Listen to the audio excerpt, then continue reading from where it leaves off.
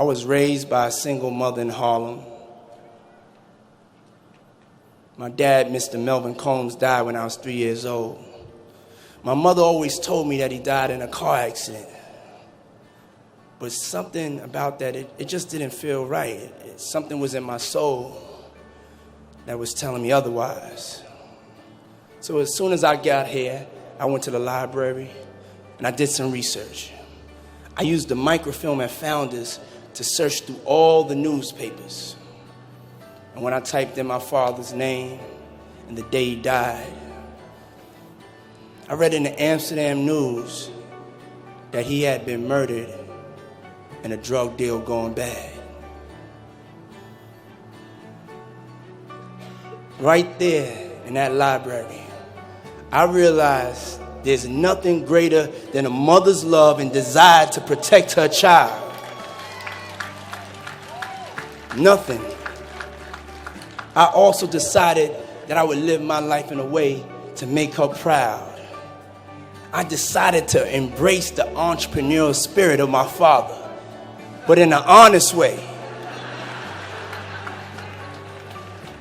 God bless you, Melvin Combs. I could feel you right next to me.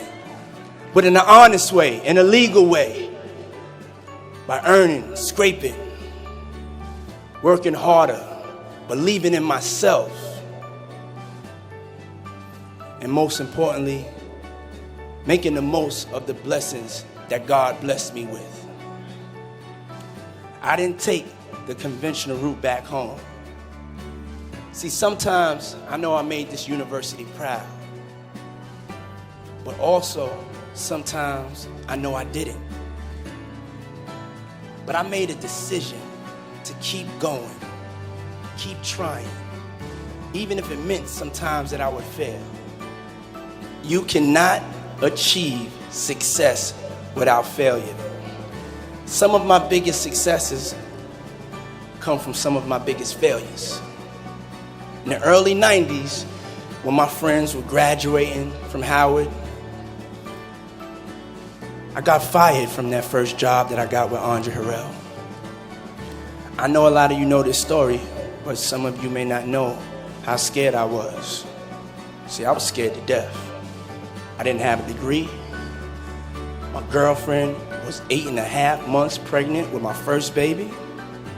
I bought a brand new house in Scarsdale that I could not afford. So I found myself sitting alone in my bedroom and asking myself the question that sometimes we all ask each other.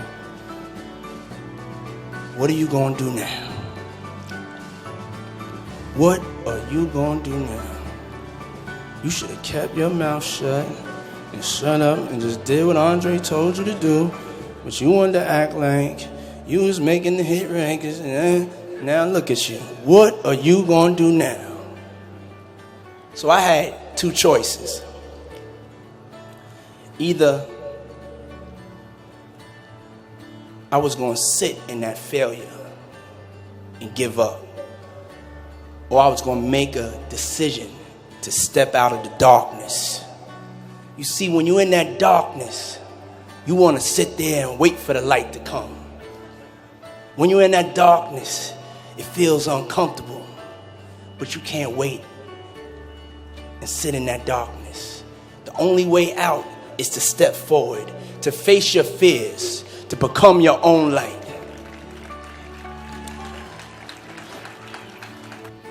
See, when I was growing up, I had this favorite uncle. We all have our favorite uncle. But my uncle's name was Uncle Shrimp. Now, I can't tell you why his name was Uncle Shrimp. May God rest his soul. But Uncle Shrimp told me something I've lived by my whole life, and something I want to leave you with today. He told me, don't be afraid to close your eyes and dream, but then open your eyes and see. Don't be afraid to close your eyes and dream, but then open your eyes and see. For a lot of people, the distance between their dreams and their reality is intimidating, and they get stuck. They get paralyzed, just like I was in that marathon. And And the only way forward is to be real about what it's going to take for you to achieve those dreams. You have to be honest with yourself. You have to tell yourself the truth. You have to tell yourself the truth of what it's going to take for you to be successful. It doesn't come easy. You're going to have to go out there and get it.